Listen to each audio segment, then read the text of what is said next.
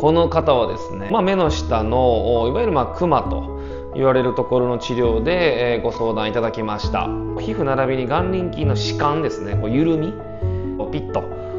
引っ張り上げていくというその変化に魅力を感じていただいて、へこみと膨らみとお色味並びに皮膚がやや張りがないような状態っていうのが実前の状態ですね。色味の改善すごいっすね。普段ね、基本僕色味治りませんって言ってるんですよ。色味治りませんって言ってるけれども、この方の場合は相葉クリーム部法でやや、リガメントもちょっとだけね剥がすというのか、ちょっとだけ触らせていただいて筋弁でこう吊り上げていくっていうのが、